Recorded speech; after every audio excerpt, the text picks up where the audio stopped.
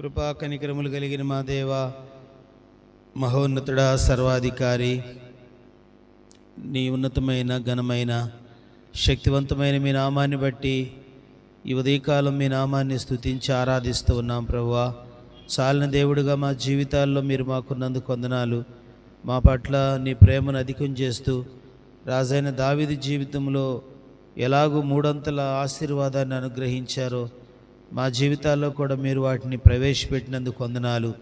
మొదటిగా ఆయన ఒకడు తన కనుపాపను కాపాడినట్లే ఆయన నన్ను కాపాడుచున్నాడని మీరు మాట్లాడినందుకు వందనాలు. రెండవదిగా నాయన మీ గుప్పిలి విప్పి నాయన మీ దానములతో నాయన నింపుచున్నావు, తృప్తిపరుస్తూ ఉన్నావని మాట్లాడినందుకు వందనాలు. మూడవదిగా నాయన ముఖ దర్శనం చేసుకునే అవకాశాన్ని, భాగ్యాన్ని మీరు నాయన మాకు ఇచ్చినందుకు వందనాలు ప్రభువా. ఈ మూడంతల ఆశీర్వాదము కేవలము కృప ద్వారానే మాకు దొరికినది నాయన. మీ ద్వారా మేలు పొందటానికి, మీ కాపుదలను మేము అనుభవించటానికి, ముఖ దర్శనం చేసుకోవటానికి మేము ఏమాత్రం తగిన వారం కాదని ఒప్పుకుంటా ఉన్నాను ప్రభువా. మేమందరం కూడా ఆదామును బట్టి పాప స్వభావంతో పుట్టిన వారం నాయన. నా తండ్రి, మలిన జీవితాన్ని కలిగిన వారం, దేవునికి దూరంగా బ్రతుకుతున్న వారం, చీకటే సమస్తం అనుకుంటూ నాయన చీకటి ప్రపంచాన్ని హత్తుకున్నవారు. అలాంటి మమ్ములను నశించిపోవటం ఏమాత్రం ఇష్టం లేని దేవుడిగా మీరు పరలోకం నుండి భూమి మీదకి వచ్చి కలువరి శిలువలో మా కొరకు ప్రాణం పెట్టారు నాయన. మీ యొక్క అమూల్యమైన రక్తాన్ని మా కొరకు ధారపోశారు. మా కొరకు సొగసు స్వరూపాన్ని కోల్పోయారు. కలువరి శిలువలో నాయన మా కొరకు మీరు నాయన మీ రక్తమును చిందించి మీ రక్తములో మా ప్రతి పాపమును కడిగి పరిశుద్ధులుగా చేసినందుకు స్తోత్రాలు. మాకు రక్షణతో అలంకరించినందుకు స్తోత్రాలు. మా పట్ల నీ ప్రేమను, కృపను, వాత్సల్యతను కనుపరిచి కొమ్మరించినందుకు స్తోత్రాలు ప్రభువా. ఈ దినము నీతో సహవాసం చేసే అవకాశాన్ని, భాగ్యాన్ని మాకు అనుగ్రహించారు. రక్షణతో మమ్మల్ని నింపినందుకు స్తోత్రం. ఇటు గొప్ప దేవునికి ఏమి రుణం తీర్చుకొనలేక నేను తగ్గించుకుంటూ మీ నామాన్ని హెచ్చిస్తూ మా ప్రభువును ప్రియ రక్షకుడైన యేసు క్రీస్తు వారి పరిశుద్ధ నామములో స్తుతి ఆరాధన సమర్పిస్తున్నాను తండ్రి, ఆమేన్.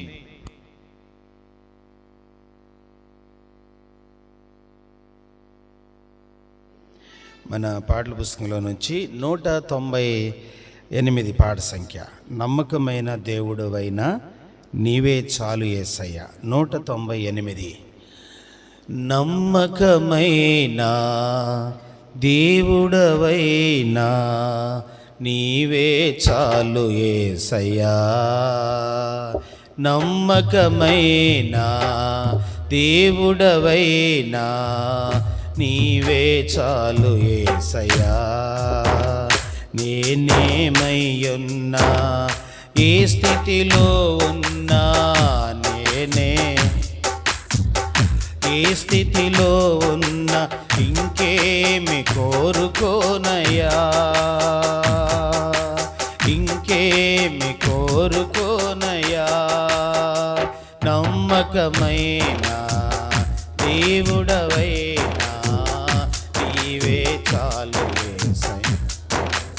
ఆప్తులైన వారే హాని చేయ చూచిన మిత్రులే నిలువకుండినా, ఆప్తులైన వారే హాని చేయ చూచిన మిత్రులే నిలువకుండినా, న్యాయము తీర్చే నీవు నాకుంటే, న్యాయము తీర్చే నీవు నాకుంటే చాలు యేసయ్యా, చాలు యేసయ్యా. నమ్మకమైన దేవుడవైనా నీవే చాలు యేసయ్యా. నమ్మకమైన దేవుడవైనా నీవే చాలు యేసయ్యా. కష్టకాలమందు గుండె జారిపోయిన గమ్యమే,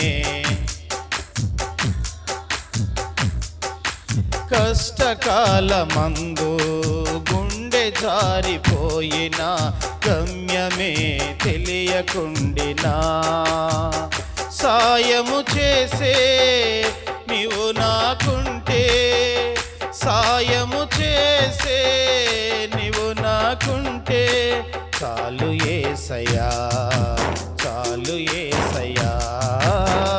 నమ్మకమైన దేవుడవైనా నీవే చాలు యేసయ్యా. నేనేమయ్యున్నా, ఏ స్థితిలో ఉన్నా,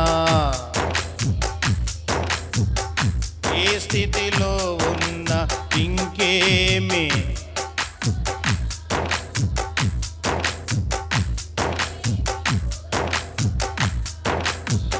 నమ్మకమైన దేవుడవైనా నీవే చాలు యేసయ్యా. దేవుని వాక్యాన్ని చదువుదాం. 2వ రాజుల గ్రంథము 2వ అధ్యాయము, పరిశుద్ధ గ్రంథంలో నుండి 2వ రాజుల గ్రంథం 2వ అధ్యాయము 15వ వచనం నుండి. యెరికో దగ్గర నుండి కనిపెట్టుచుండిన ప్రవక్తల శిష్యులు అతనిని చూచి, ఏలియా ఆత్మ ఎలీషా మీద నిలిచి ఉన్నదని చెప్పుకొని అతన్ని ఎదుర్కొనబోయి అతనికి సాష్టాంగ నమస్కారము చేసి. 23వ వచనం. అక్కడ నుండి అతడు బేతేలునకు ఎక్కి వెళ్ళెను.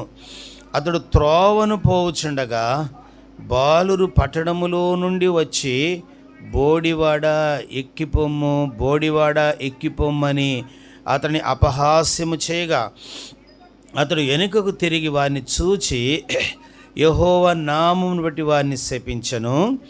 అప్పుడు 2 ఆడు ఎలుగుబంటులు అడవిలో నుండి వచ్చి వారిలో 42 బారులను చీల్చివేశను.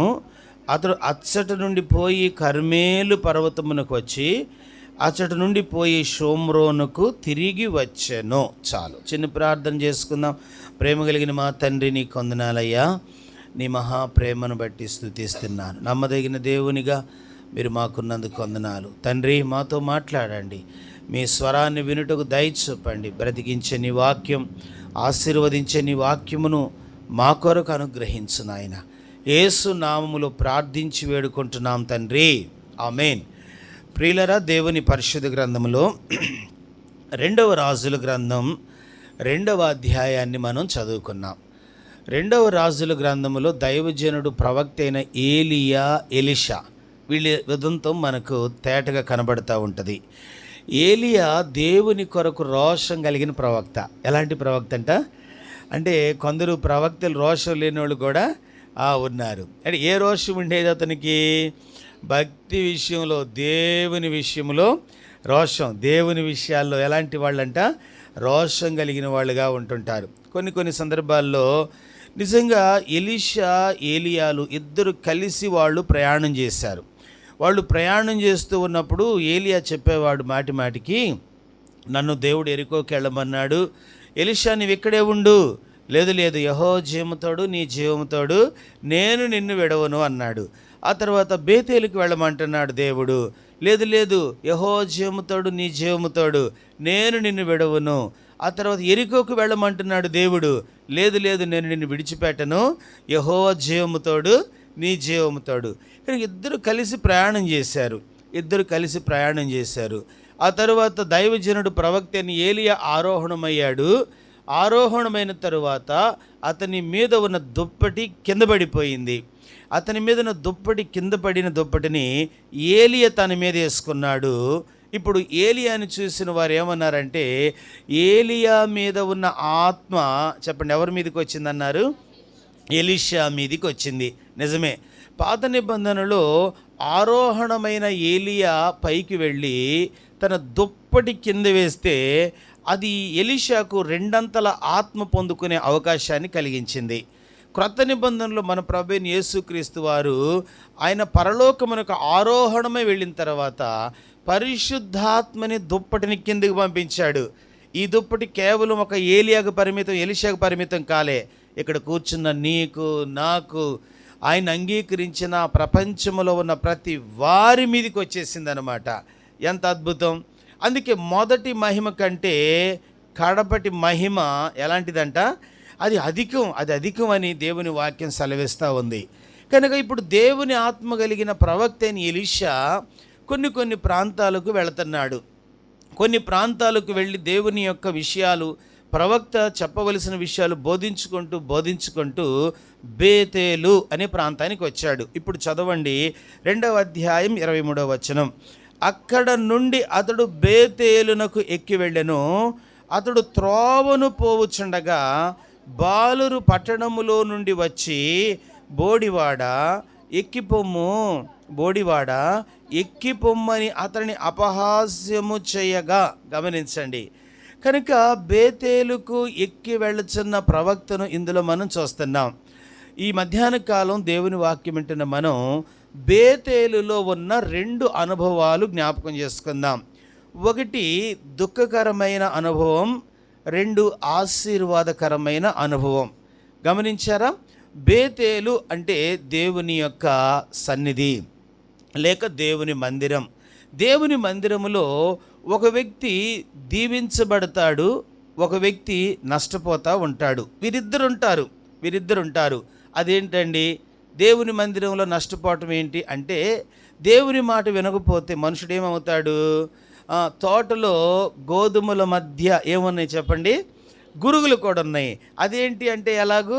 కనుక తోటలో కలుపు మొక్కలు పెరిగినట్లే అనేక మంది గురుగుల్లా కూడా పెరిగేవాళ్ళు లేకపోలేదు.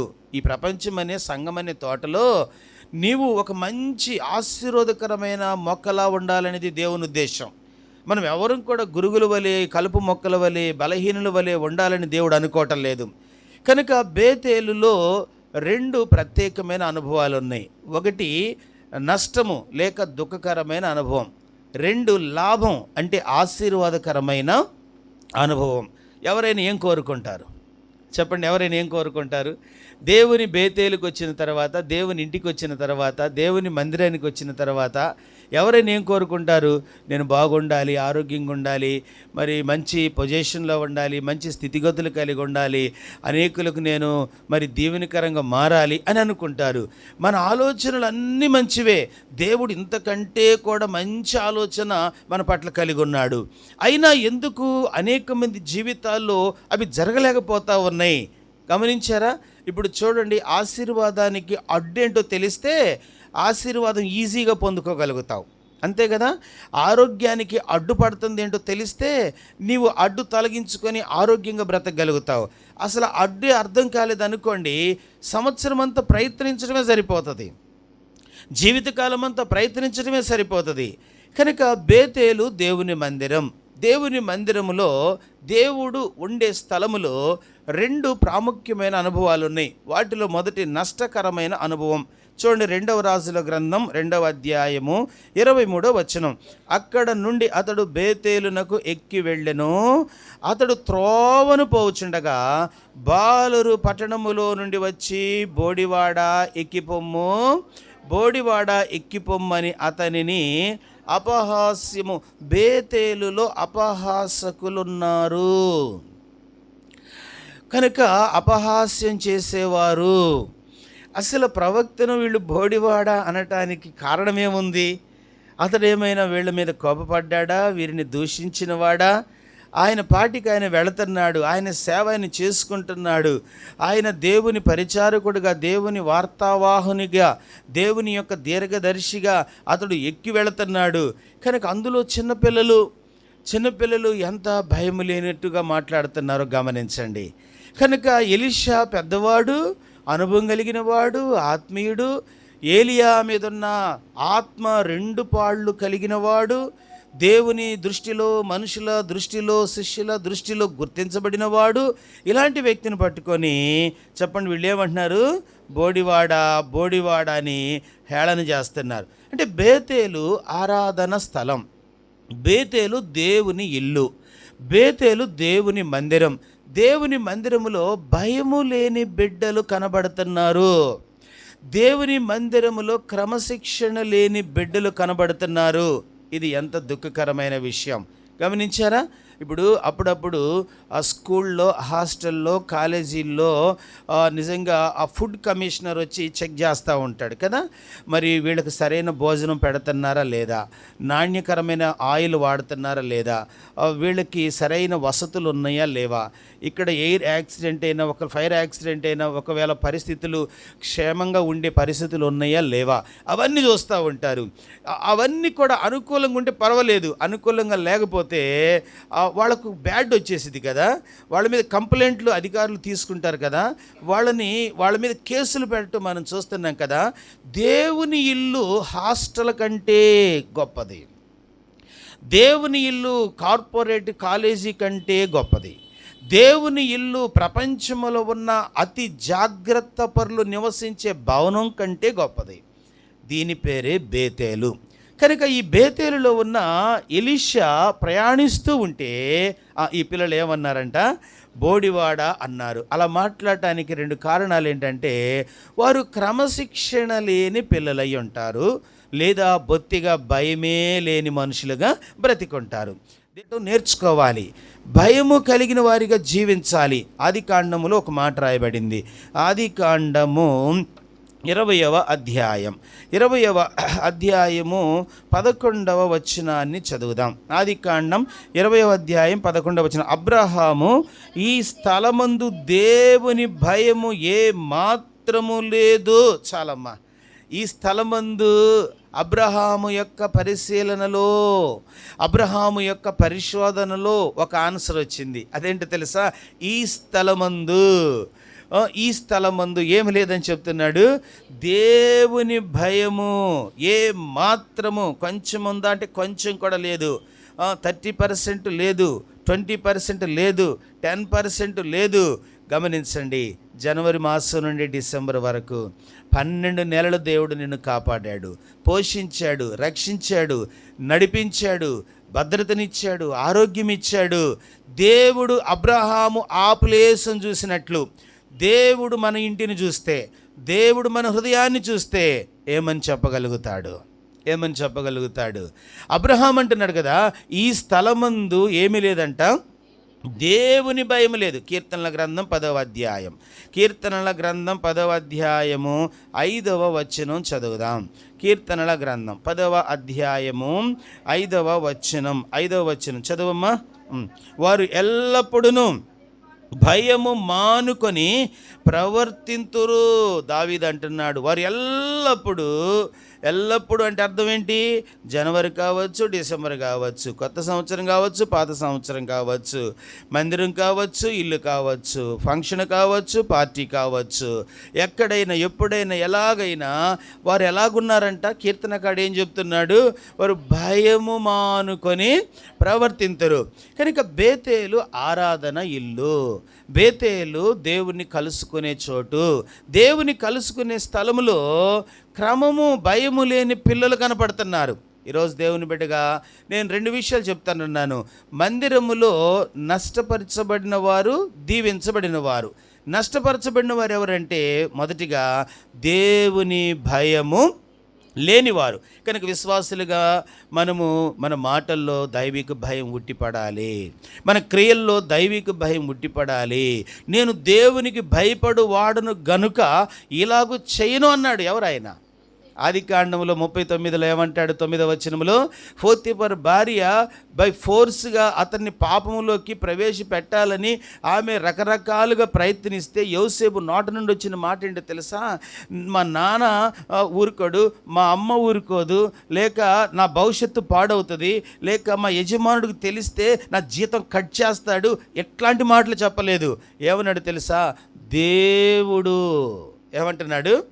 యోసేపుకు శాలరీ కటింగ్ కంటే, యోసేపుకు నాన్న బాధపడేదానికంటే, యోసేపుకు పోతీఫరు నా మీద యాక్షన్ తీసుకుంటాడు అనేదానికంటే దేవుడు ముఖ్యం. కనుక దేవుని ఇంట్లో ఎదుగుతున్నాం మనం దేవుని పిల్లలం. మనం బేతేలు, అది యెహోవా కావచ్చు, బేతేలు కావచ్చు, షిలోహు కావచ్చు, హెర్మోను కావచ్చు, హెబ్రోను కావచ్చు, దేవుని ఇల్లు. టోటల్గా దీని పేరు దేవుని ఇల్లు. దేవుని ఇంట్లో మనం ఏం కలిగిన వాళ్ళు ఉండాలి? భయము కలిగిన వాళ్ళుగా ఉండాలి. కనుక ప్రవక్త అయిన ఎలీషా వెళుతుంటే ఈ భయం లేని పిల్లలు ఏమంటున్నారో తెలుసా? బోడివాడా అంటున్నాడు. ఎగతాళి చేస్తున్నారు, భయము లేనట్లు ప్రవర్తిస్తున్నారు. అందుకే దైవజనుడైన పౌలు తిమోతికి పత్రిక రాస్తూ మనం ఎన్ని విషయాల్లో మాదిరిగా ఉండాలో చెప్తాడు. తిమోతి పత్రిక, పరిశుద్ధ గ్రంథములో నుండి తిమోతికి రాసిన పత్రిక, తిమోతి పత్రిక, పరిశుద్ధ మొదటి పత్రిక 4వ అధ్యాయం 11వ వచనం. నీ యవ్వనమును బట్టి ఎవడు నిన్ను తృణీకరింపనీయకుము గాని మాటలోను ప్రవర్తనలోను ప్రేమలోను విశ్వాసములోను పవిత్రతలోను విశ్వాసులకు ఎలాగుండాలంట?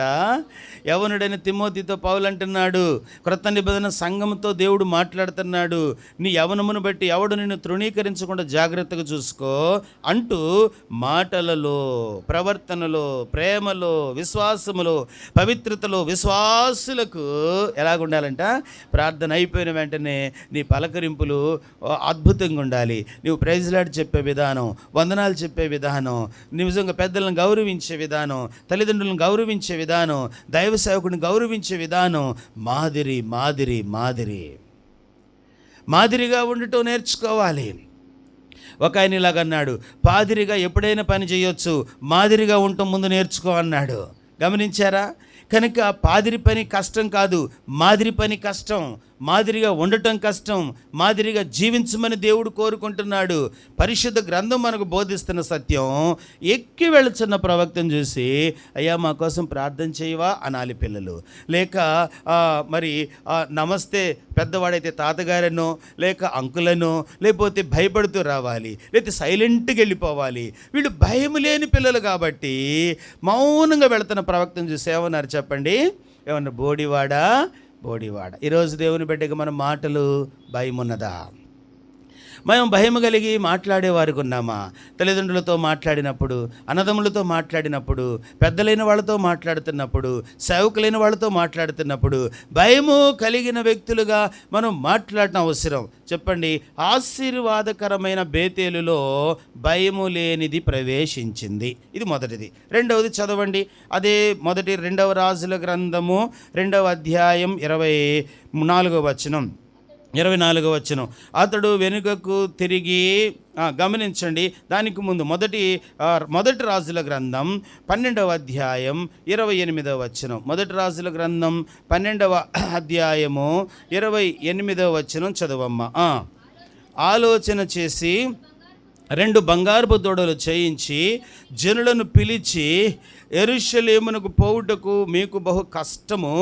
ఇశ్రాయేలులారా, ఐగుప్తు దేశములో నుండి మిమ్మల్ని రప్పించిన మీ దేవుడు ఇదే అని చెప్పి, ఒకటి బేతేలు నందును ఒకటి దాను నందును ఉంచెను. రెండవదిగా బేతేలులో విగ్రహము ప్రవేశించింది. మొదటిగా బేతేళ్ళకి ఏమొచ్చింది? భయము లేని తత్వం, భయము లేని పరిస్థితులు వచ్చినాయి. రెండవదిగా బేతేలులోకి విగ్రహం వచ్చిందనమాట. ఎవరు ఈ పని చేశాడు? యరొబాము అనే రాజు ఏం చేశాడు? 2 విగ్రహాలు చేశాడు. ఒకటి బేతేలులోనూ ఒకటి దానులో పెట్టాడు. అక్కడ దాకా వెళతారులే, యెరూషలేములోకి వీళ్ళు ఆరాధిస్తారులే, అంత దూరం నడవడం కష్టం కాదు, అక్కడికి వెళ్ళి మోకరించడం కష్టం కాదు, అంత దూరం వెళ్ళటం మీకు ప్రయాసతో కూడింది, ఖర్చుతో కూడింది, కనుక ఇక్కడే కూర్చోండి అని వాళ్ళకి ఏం చేశాడంట? వాళ్ళ మధ్య ఒక విగ్రహాన్ని పెట్టాడు. ఎంత భయంకరం అండి! జీవము కలిగిన దేవుడు చెలిస్తున్న ప్లేస్ అది, జీవము కలిగిన దేవుని యొక్క స్పర్శతో నిండిన స్థలం అది, జీవము కలిగిన దేవుడు మాట్లాడే చోట్లోకి ఏమొచ్చేసినాయి అంట? విగ్రహాలు. మన జీవితాల్లో హృదయములో విగ్రహాలకు చోటు ఇవ్వకూడదు. దేవుడు లేవియా కాండములో స్పష్టంగా ఈ విషయం రాయించాడు. ఇశ్రాయేలు ప్రజలతో దేవుడు తేటకి విషయాన్ని హెచ్చరికగా ఇచ్చాడు. 26వ అధ్యాయం లేవియా కాండం 1వ వచనం. 26వ అధ్యాయం. మీరు విగ్రహములను చేసుకొనకూడదు, అది క్లియర్గా చెప్పేశాడు కదా. మీరు చేసుకోకూడదంటే చేసుకోవటం ఏం కర్మ, తీసుకొచ్చి అల్లబెట్టారు ఇక్కడ కదా. మనకి ఇవి తగవంటే అసలు వాటినే చేస్తారు కదా. విశ్వాసులు ఇలాంటి వాట్సాప్ గ్రూపులు ఇలా ఉండకూడదు, విశ్వాసులు ఇలా స్టేటస్లు ఇలా ఉండకూడదు, విశ్వాసులు ఇలాగ నడవకూడదు, విశ్వాసులు ఇలా చేయకూడదు అంటే అసలు చేయటం ఏంది? చేసి చూపిస్తున్నారు. ఇది ఎంత ఎంత విచిత్రం. దేవుని బిడ్డలుగా బేతేలు ఎందుకో తెలుసా నీకు? నిన్ను ఆశీర్వదించటానికి. బేతేలు నీకెందుకో తెలుసా? నీ భవిష్యత్తును మార్చటానికి. బేతేలును దేవుడు నీకు ఎందుకు ఇచ్చాడంటే నీతో మాట్లాడి నీతో సహవాసం పెంచుకోవటానికి. కానీ అలాంటిది అక్కడ ఏముందో తెలుసా? వారు బేతేలులోకి ఏం తీసుకొచ్చారంట? బేతేలులకు విగ్రహాలు తీసుకొచ్చారు. ఈరోజు దేవుని బిడ్డగా ప్రభు సన్నిధిలో ఆలోచించే, ఏమైనా విగ్రహము హృదయములు దాచుకుంటున్నావేమో, ఏమైనా విగ్రహాన్ని కలిగిన వ్యక్తిగా నువ్వు బ్రతుకుతున్నావేమో. కనుక బైబిల్ పరిశుద్ధ గ్రంథములో యాకోబు భార్య అయిన రాహేలు ఏం దాచేసిందంట? ఆ విగ్రహాన్ని దాచి దాని మీద చక్కగా బట్టలు పరిచేసి దాని మీద ఆమె కూర్చుందన్నమాట. కనుక దేవునితో నడుస్తూ ఉన్నట్టుగానే దేవుని యాజకుడు సేవకుడు, నేను యాకోబు దేవుడని ఏ యాకోబుని గురించి దేవుడు చెప్పాడో ఆ యాకోబు అంత గొప్ప వ్యక్తికి భారీగా ఉంటూ కూడా, ఏమండి దేవుని అద్భుత మహత్కార్యాలు చూస్తూ కూడా, వీళ్ళ మందలుగా పెరగటం చూసి కూడా, జీవము కలిగిన దేవుడు తన భర్త అయిన యాకోబుతో మాట్లాడటం రాహేలు తెలిసి కూడా ఆమె దేన్ని పెట్టుకుందంట? విగ్రహాన్ని పెట్టుకుంది. బేతేలులో ఉండకూడనిది విగ్రహము. ఈరోజు దేవుని బిడ్డగా గమనించు. కనుక మొదటిగా పాపము, భయము లేని తత్వం బేతేలులోకి ప్రవేశించింది. 2, బేతేలులోకి ఏమొచ్చేసిందంట? విగ్రహము వచ్చేసింది. అందుకే దేవుని యొక్క వాక్యములో 2వ రాజుల గ్రంథం 21వ అధ్యాయములో 11వ వచనములో ఈ మాట రాయబడింది. 2వ రాజుల గ్రంథము 21వ అధ్యాయము 11వ వచనం, యూదా రాజైన మనష్షే ఈ హేయమైన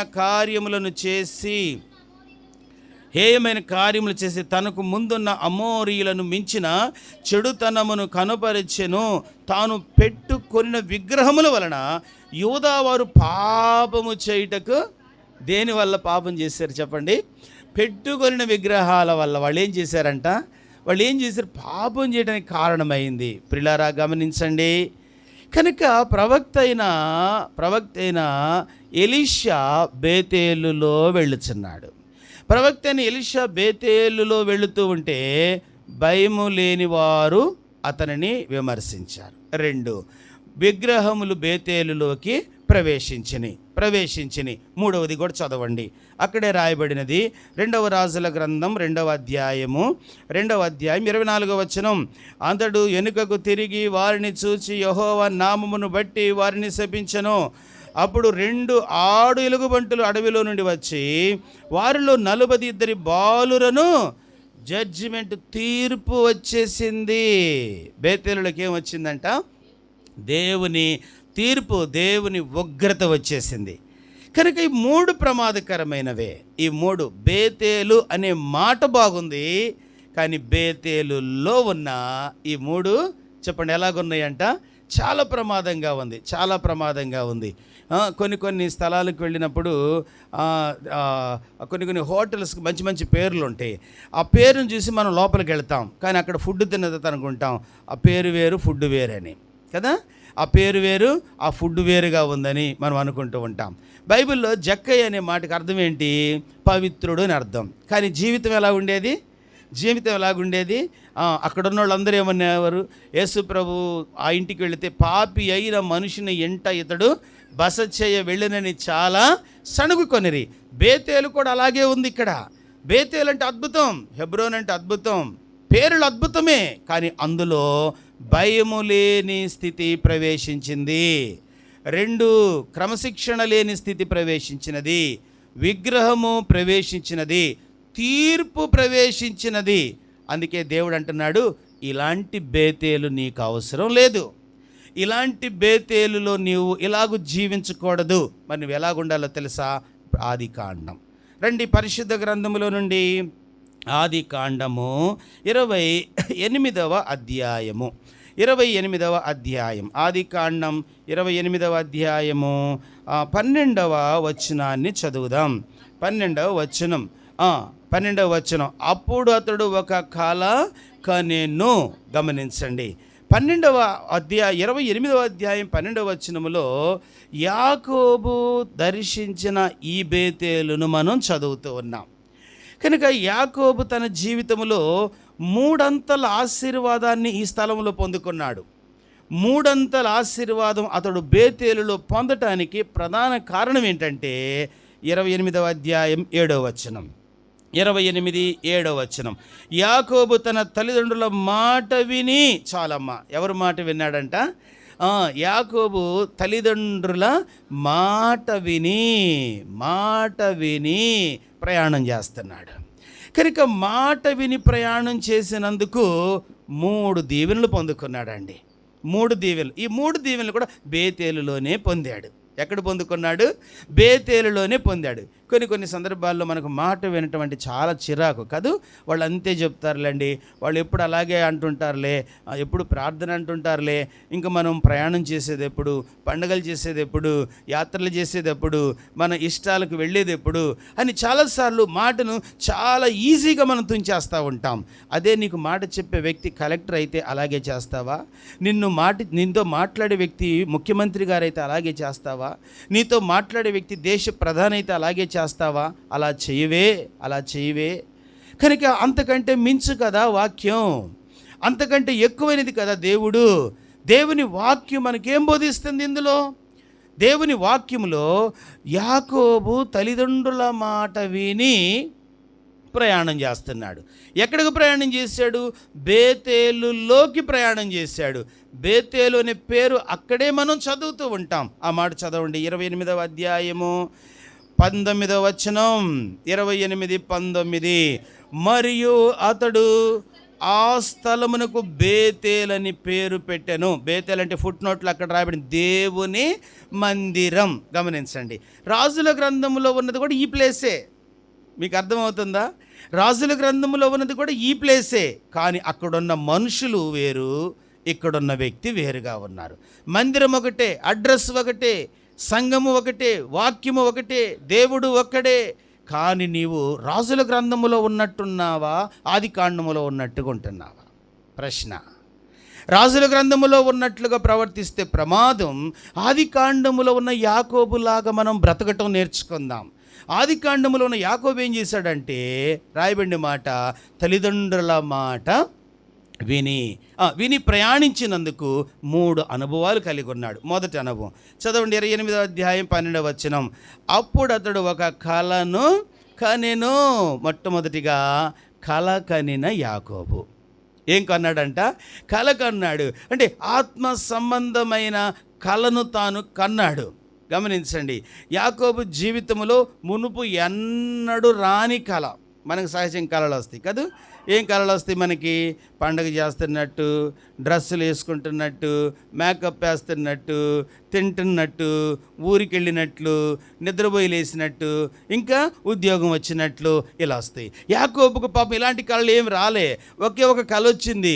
ఆ కళ ఏం చెప్తుందంటే, ఆకాశమునకు భూమికి ఆ అంచు ఈ అంచును రెండిటిని జాయింట్ కలిపే ఒక నిచ్చెనను చూస్తున్నాడు అన్నమాట. అంటే భూలోకాన్ని పరలోకాన్ని ఏకం చేసే ఒక వేని తను చూడగలుగుతున్నాడు, ఒక మార్గాన్ని తను చూస్తున్నాడు. అది వరకు తన నిజ జీవితంలో ఎవరి ద్వారా ఆ మాట వినలేదు. ఇలాంటి నిచ్చెన ఒకటి ఉంటుంది, దేవదూతలు ఇలాగ ఎక్కుతారు, ఇలా దిగుతూ ఉంటారు, ఇలా దీవించబడతారు. ఎవరి నోట వినని కలది.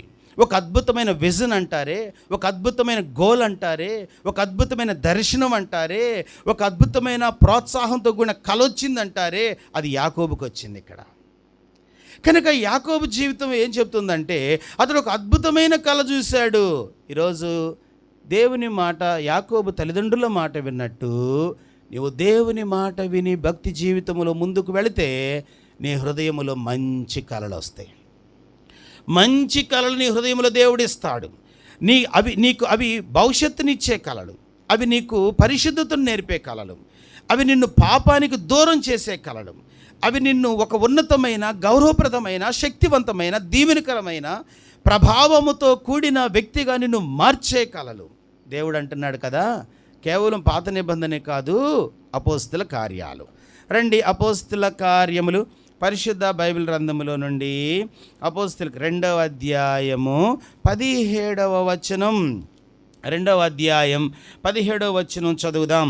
అంత్య దినముల యందు నేను మనుషులందరి మీద నా ఆత్మను కుమ్మరించదను, మీ కుమారులు మీ కుమార్తెలు ప్రవచించెదరు, మీ యవ్వనులకు దర్శనములు కలుగును, మీ వృద్ధులు ఏం కంటారంట? క్రొత్త నిబంధనలో కూడా ఏమొస్తాయి చెప్పండి? కనుక పరిశుద్ధాత్ముని దేవుడు నీకు ఇచ్చిన తర్వాత పరిశుద్ధాత్మ చేత నింపబడిన నీ కుమారుడు కావచ్చు, నీ కుమార్తె కావచ్చు, పోనీ నీవు కావచ్చు. కనుక మీరు ప్రవచించబడతారు, మీరు ప్రవచిస్తారు, మీరు దర్శనం చూస్తారు. మీ వృద్ధులు కూడా ఏం కంటారంట? ఆ ముసలి వ్యక్తి నాకెందుకు కళ అంటే నీకే దేవుడు కళిస్తాడు. ఇంకేముందండి నా జీవితం, అంత నష్టం, అంత నిజంగా వాడిపోయిన స్థితి, రాలిపోయిన స్థితి లేదు. దేవుడు అంటాడు తిరిగి దేవుడు నిన్ను చిగురింప చేయడానికి ఇష్టపడతాడు.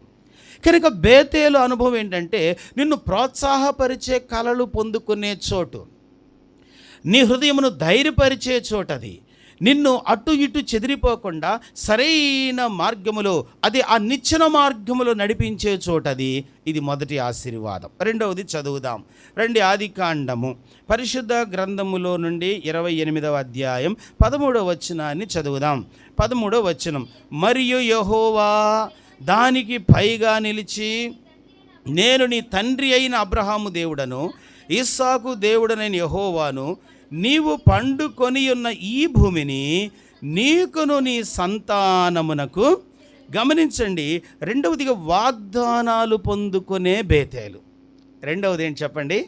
వాగ్దానాలు. చూడండి, రాజుల గ్రంథంలో బేతేలు ఎలా ఉంది, ఆదికాండంలో బేతేలు ఎలా ఉంది. అక్కడేముంది? బోడివాడ అని భయం లేని వాళ్ళు, క్రమం లేని వాళ్ళు. మనం అలాంటి వాళ్ళకు ఉందామా? ఇక్కడ బేతేలు ఎలా ఉంది? మంచి కలలు, ప్రశాంతమైన నిద్ర, అలసిపోయి తలగడ రాయి చేసుకుని పండుకున్నాడు, తల్లిదండ్రుల మాట విన్నాడు, విధేయతగా బ్రతికాడు, విధేయుడుగా వారి మాట ప్రకారంగా ప్రయాణిస్తుంటే దేవుడు అతనికి కలను ఇచ్చాడు.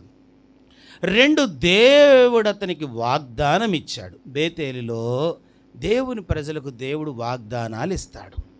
చాలాసార్లు మన జీవితాల్లో మనం బాగా ఫీల్ అయ్యి నొచ్చుకుని బాధపడే ఏంటంటే, నాకు వాళ్ళు ఆ మాట ఇచ్చారు, అది జరిగించలేదు, అందుకే నేను చాలా కుమిలిపోతున్నాను అంటారు. మనుషుడు మాట ఇస్తాడు, తప్పుతుంటాడు. మనుషుడు మాట ఇస్తుంటాడు, నెరవేర్చకుండా వెళ్ళిపోతుంటాడు. మనుషుడు మాట చెప్తుంటాడు, పారిపోతుంటాడు. అది మనిషి నైజం, మనిషి స్వభావం. వాళ్ళు తల్లిదండ్రులైనా, బంధువులైనా, రక్త సంబంధులైనా, స్నేహితులైనా, ప్రాణమిత్రులైనా సరే.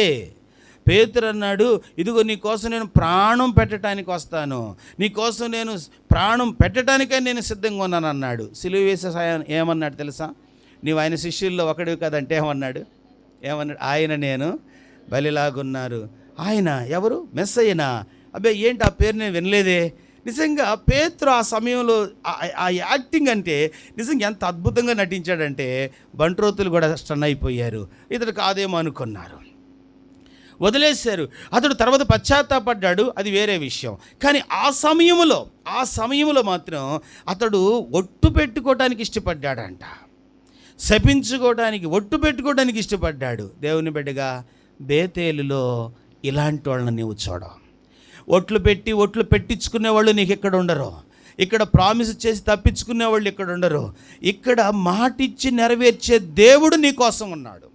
ఇక్కడ మాటిచ్చి నెరవేర్చే దేవుడు. స్వస్థపరుస్తానంటే స్వస్థపరిచేవాడు, ఇస్తానంటే ఇచ్చే దేవుడు, లేవనెత్తుతానంటే లేవనెత్తే దేవుడు, ధైర్యపరుస్తానంటే ధైర్యపరిచే దేవుడు, నిన్ను విస్తరింపజేస్తానంటే విస్తరింపజేసే దేవుడు. బైబిల్ చెప్తుంది, అబద్ధమాడుటకు ఆయన నరుడు ఎంత గొప్ప దేవుడు. కనుక రాజుల గ్రంథంలో బేతేలు చీకటి అనుభవాలు, శాపగ్రస్తమైన అనుభవాలు, విగ్రహంతో కూడిన అనుభవాలు, భయం లేని అనుభవాలు, దేవుని తీర్పు కింద నలిగిన అనుభవాలు. ఆదికాండంలో ఉన్న బేతేలు దర్శనాల బేతేలు, అద్భుతాల బేతేలు. ఇది అద్భుతకరమైన దేవుని ప్రత్యక్షతలు అనుభవించే స్థలం ఇది. రెండవదిగా వాగ్దానాలు. దేవుడు నీకు ఇచ్చిన వాగ్దానాన్ని జ్ఞాపకం చేసుకో. ప్రభువా 2025 31st నైటు 1st తారీఖు వాగ్దానం చేశావు. దేవుడు మర్చిపోలేదు, దేవుడు విడిచిపెట్టలేదు. నడిపించే దేవుడు, విమోచించే దేవుడు, స్వస్థపరిచే దేవుడు, కన్నీరు తుడిచే దేవుడు, కనికరపడుతూ ఉండే దేవుడు.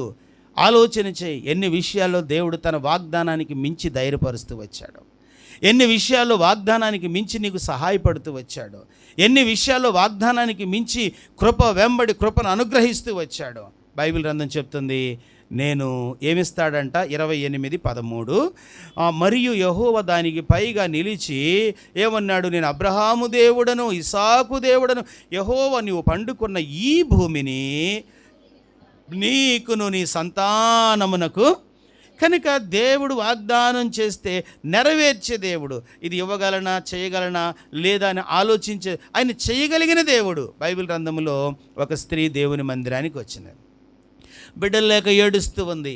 ఎంత ఏడ్చినదో, ఆమె ఏడ్చి ఏడ్చి ఎంతో మరి వేసారిపోయినది.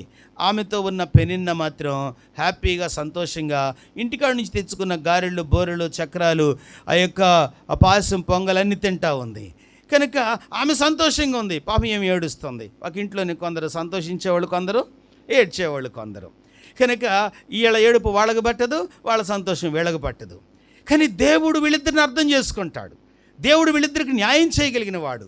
వీళ్ళిద్దరికి సరైన సంరక్షకుడు దేవుడు మాత్రమే. హన్న దేవుని మందిరంలోకి వచ్చింది. దేవుని ఇంటిలోకి వచ్చి, దేవుని మందిరంలోకి వచ్చి 1 సమూయేలు గ్రంథం 1వ అధ్యాయం 10వ వచనం చదువుతారా? ఏం జరిగింది? 1 సమూయేలు గ్రంథం 1వ అధ్యాయం 10వ వచనం చదవండి. బహు దుఃఖాక్రాంతురాలై వచ్చి యెహోవా సన్నిధిని బహుగా ప్రార్థన చేయుచు బహుగా ఎందుకు ఏడ్చింది ఆమె? బహుగా ఎందుకు ఏడ్చినది? బిడ్డలు లేరు ప్రభువా, బిడ్డలు నీవు నాయన, బిడ్డలు లేరు ప్రభువా, బిడ్డలు నీవు నాయన. సమూయేలు కొరకు, అంటే సమూయేలు కొరకని అడవలే, బిడ్డల కొరకు ఆమె ఏడ్చినది. అది దేవుని మందిరంలో ఏడ్చినది, దేవుని ఇంటిలో ఏడ్చినది, వాగ్దానాలు ఇచ్చే దేవుని దగ్గరికి వచ్చినది, అర్థం చేసుకునే దేవుని దగ్గరికి వచ్చినది. దేవుని పాదాలు పట్టుకోవడం, ఏడవటం ఆమె అలవాటు చేసుకుంది. ఏం జరిగింది? 1వ అధ్యాయము 17వ వచనం. అంతటా ఏలి, నీవు క్షేమముగా వెళ్ళుము, ఇశ్రాయేలు దేవునితో నీవు చేసుకొనిన మనవి ఆయన దయచేయునుగాక అని. ఎంత అద్భుతమైన మాట అండి. నీవు క్షేమముగా వెళ్ళు. వచ్చేటప్పుడు ఎట్లా వచ్చావు, ఇప్పుడు అట్లా వెళ్ళని అవసరం. వచ్చేటప్పుడు బిక్కుమంటూ, దిగులుతో, విచారంతో, కన్నీళ్లతో, వేదనతో, అనుమానముతో, ఆక్రోధనతో, ఆవేశముతో, లేక నెమ్మది లేని వ్యక్తిగా వస్తే వచ్చావేమో. ఇప్పుడు అలా వెళ్ళటానికి లేదు. నీవు సంతోషముగా, క్షేమముగా వెళ్ళు. నీవు ఇశ్రాయేలు దేవునితో మనవి చేశావు, ఇశ్రాయేలు దేవునితో మనవి చేసుకున్నావు. ఆయన నీకు ఏం చేస్తాడంట? నీకు దయచేయునుగాక. దయచేశాడా లేదా? ఎలాంటి బిడ్డనిచ్చాడు చెప్పండి? ఎలాంటి బిడ్డనిచ్చాడు? ప్రవక్తలలో ఒక ఉన్నతమైన వాడు. ఆయనకు ప్రార్థన చేయవారిలో ఎవరున్నారంట? సమూయేలు ఉండెను. గొప్ప ప్రవక్తను దేవుడు ఇచ్చాడండి. దేవుడు వాగ్దానం చేసి నెరవేర్చేవాడు. బేతేలు, రాజుల గ్రంథంలో బేతేలు నీ అనుభవం కాకూడదు. ఆదికాండం బేతేలే నీ అనుభవం అయ్యి ఉండాలి. ఆదికాండము యాకోబు దర్శించిన బేతేలు దేవుడు నీ అనుభవంగా మార్చాలనుకుంటున్నాడు. అందుకు నీవు ప్రభువును స్తుతించాలి, అందుకు నీవు ప్రభువును ఘనపరచాలి, అందుకు నీవు ప్రభువుతో నడవటానికి తీర్మానం చేసుకోవాలి. మొదటి అనుభవం బేతేలులో దర్శనము, నిచ్చెన, కలలు. రెండవ అనుభవం బేతేలులో వాగ్దానం. మూడవది చదివి ప్రార్థన చేస్తాను. ఆదికాండం 28వ అధ్యాయము 15వ వచనం. ఆదికాండం 28:15. ఇదిగో నేను నీకు తోడయ్యుండి నీవు వెళ్ళు ప్రతి స్థలమందు నిన్ను కాపాడొచ్చు, ఈ దేశమునకు నిన్ను మరలా రప్పించదను, నేను నీతో చెప్పున్నది నెరవేరు వరకు. ఎంత మంచిదండి కాపుదల. బేతేలులో దేవుడు తన ప్రజలకు ఏమిస్తున్నాడు చెప్పండి? కాపుదల. దేవుడు అంటున్నాడు, ఇదిగో నీ వెళ్ళే ప్రతి స్థలములో నేను నీతో ఉంటా, ప్రతి స్థలములో నేను నీతో వస్తా, ప్రతి స్థలములో నిన్ను పోషిస్తాను, నడిపిస్తాను. మరలా తిరిగి ఇదే దేశానికి నిన్ను చేశాడా లేదా? నడిపించాడా లేదా? కాపాడాడా లేదా? దేవుడు యాకోబును అలాగే దీవించాడు. తన మామ దగ్గరికి వెళ్ళాడు, పెళ్లి చేసుకున్నాడు, బిడ్డలను కన్నాడు, గొర్రెల మేకలు మందలు నిజంగా పెంచి పోషించాడు. విస్తారమైన సమూహంగా దేవుడు యాకోబును దీవించాడు. మళ్ళీ యాకోబుతో మాట్లాడి యాకోబును అదే చోటికి దేవుడు మాట ఇచ్చి, బేతేలులో దేవుడు నీకు ఇచ్చే మూడో ఆశీర్వాదం కాపుదల. ఏమిస్తాడు చెప్పండి? కాపుదల. ఈ కాపుదలను నీవు అనుభవిస్తున్నావు. ఈ కాపుదల అనుభవించే బేతేలులో నీవున్నావు. ప్రభువా, ఇంతగా నా పట్ల శ్రద్ధ నిలపటానికి, ఇంతగా నా పట్ల కనికిరపడటానికి, ఇంతగా నా పట్ల దయ చూపటానికి నేను ఏ పాటి వాడను, ఏ పాటి దానను అంటూ నీవు ప్రభువుని ఆరాధించటమే కాదు, యాకోబులాగా దేవుని కొరకు బ్రతకటం తీర్మానం చేసుకోవాలి. యాకోబులాగా దేవుని కొరకు జీవించటం తీర్మానం చేసుకోవాలి. మన దేవుడు భౌతికంగా మాత్రమే కాపాడువాడా? చెప్పండి. భౌతికంగా మాత్రమే పోషించినవాడా? ఆ మాట చదువుతారా? యోధా పత్రిక ఒకే ఒక అధ్యాయం, యోధా పత్రిక 24వ వచనం. యోధా పత్రిక 24వ వచనం చదువుదాం. తొట్టిల్లకుండా మిమ్మును కాపాడుటకును తన మహిమ ఎదుట ఆనందముతో మిమ్మును నిర్దోషులుగా నిలవబెట్టుటకు శక్తిగల మన రక్షకుడైన అద్వితీయ దేవునికి మన ప్రభు అయిన యేసు క్రీస్తు ద్వారా మహిమయు మహాత్యమును ఆధిపత్యమును అధికారమును యుగములకు పూర్వమును ఇప్పుడును సర్వయుగములకు దేవునికి స్తోత్రం. ఏమంటున్నాడు యోధా పత్రికలో? ఎలా కాపాడుతాడంట? తొట్టిల్లకుండా కాపాడువాడు. తొట్టిల్లకుండా, విశ్వాసంలో తొట్టిల్లకుండా, నిరీక్షణలో తొట్టిల్లకుండా, దేవుని వెంబడించడంలో తొట్టిల్లకుండా, సంఘ సహవాసంలో తొట్టిల్లకుండా, దేవుని బేతేలులో నుండి పక్కకు తొట్టిల్లకుండా ఆయన నిన్నేం చేశాడు? కాపాడిన దేవుడు. కనుక దేవుని వాక్యముల సేవకుడు ఇశ్రాయేలును కాపాడువాడు కునుకుడు నిద్రపోడు. ఏ బేతేలు అనుభవం కలిగి ఉన్నావు? రాజుల గ్రంథంలో బేతేలు భయములేని మనుషులు, తీర్పు పొందిన మనుషులు, ఏవండి విగ్రహములతో నింపబడిన మనుషులు. ఆది కాండములో బేతేలు దర్శనాలు కలిగిన బేతేలు, 2 వాగ్దానాలు పొందే బేతేలు. కాపుదలను మోకరించి ప్రార్థన చేసుకుందాం. దేవుడు నిన్ను యాకోబుకు తోడుకున్నట్టు, యాకోబును నడిపించినట్లు నిన్ను నడిపించడానికి ఇష్టపడుతున్నాడు. ఆయన మనలను ఎలీషా కాలంలో ఉన్న బేతేలు మనుషుల వలె ఉండటానికి ఇష్టపడలేదు. బోడివాడ అని భయము లేని వారు మాట్లాడినట్లుగా ఆయన ప్రజలు మాట్లాడటానికి ఆయన ఇష్టపడటం లేదు. ఆయన ప్రజల హృదయాల్లోకి విగ్రహాలు రావటం ఆయన ఇష్టపడటం లేదు. ఆయన ప్రజలు దేవుని తీర్పుకు గురి కావాలని దేవుడు ఇష్టపడటం లేదు. ఈరోజు నీవు యాకోబు దర్శించిన బేతేలులో ఉండాలనుకుంటున్నాడు. చెదిరిపోయిన స్థితిలో ఉంటే దేవుడు నిన్ను రమ్మని పిలుస్తున్నాడు. మారు మనసు లేని వ్యక్తిగా ఉంటే మారు మనసు పొందమని దేవుడు ఆజ్ఞాపిస్తున్నాడు. పాపమును విడమని వ్యక్తిగా ఉంటే సరి చేసుకోమని దేవుడు మాట్లాడుతున్నాడు. యాకోబు తల్లిదండ్రుల మాట విన్నాడు. మధ్యాహ్నం దేవుడు మాట వింటావా? మాట వినిన యాకోబు 3 దీవెనలు పొందాడు. నీవు కూడా దేవుని మాటకు లోబడితే ఈ 3 అంతల ఆశీర్వాదం నీకే. ప్రభువా, నన్ను కనికరించు నాయనా. యాకోబులాగా నీ మాట వినే వ్యక్తిగా నన్ను చేయి. ఒక్క నిమిషం ప్రార్థన చేసుకుంటావా? ప్రభువా, నన్ను కనికరించు నాయనా. నేటికి నీవు నన్ను విడవలేదు. నా పట్ల నీ ప్రేమను పొడిగిస్తానే ఉన్నావు, నీ కృపను పొడిగిస్తానే ఉన్నావు. నన్ను నీవు దాటి వెళ్ళని దేవుడుగా ఉంటున్నావు, నన్ను చెయ్యి విడవని దేవుడుగా ఉంటున్నావు. బేతేలు దేవుడే నా దేవుడు. నేను నిన్ను విడవనయ్యా, బేతేలు విడవనయ్యా, నీ మందిరాన్ని విడవనయ్యా, నీ సంఘ సహవాసాన్ని విడవనయ్యా. నేను యాకోబు కలిగిన దర్శనం, యాకోబు పొందిన వాగ్దానం, యాకోబు జీవితంలో తాను పొందుకున్న కాపుదల నాకు కావాలయ్యా, నా బిడ్డలకు కావాలని ఆశిస్తే ప్రభువా, నన్ను కనికరించి నన్ను అలా సిద్ధపరచని ప్రార్థించి, నీ మాట వినే వ్యక్తిగా సిద్ధపరచని ప్రార్థించి, నీ అడుగుజాడలు నడిచే వ్యక్తిగా నన్ను సిద్ధపరచని ప్రార్థించి, నీకు ప్రథమ స్థానం ఇచ్చే వ్యక్తిగా నన్ను మార్చని ప్రార్థన చేసుకో. ప్రభు అట్టి కృపను పరిశుద్ధాత్మ దేవుడు నీకు నాకు అనుగ్రహించడానికి ఇష్టపడుతున్నాడు. దుష్టత్వం నుండి తప్పించడానికి మన ప్రభు శిలువలో ప్రాణం పెట్టాడు తెలుసా? నీ కొరకు తన రక్తమునంతా ధారపోసాడు తెలుసా?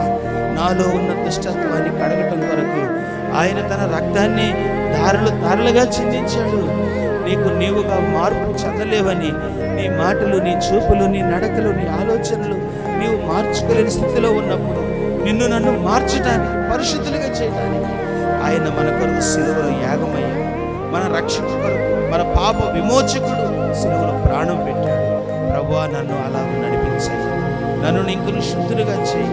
యాకోబు తల్లిదండ్రులు మాట అన్నాడు. నేను నీ మాట వినే వ్యక్తిగా చేయి, నీ మాట విని భక్తి చేసే వ్యక్తిగా చేయి, నీ మాట విని ప్రయాణించే వ్యక్తిగా చేయి. ప్రభువుని అడుగు. అట్టి కృపలో పరిశుద్ధాత్మ దేవుడు మమ్మల్ని నడిపించినట్లు ప్రార్థన పూర్వకంగా ప్రభు వైపు చూద్దాం.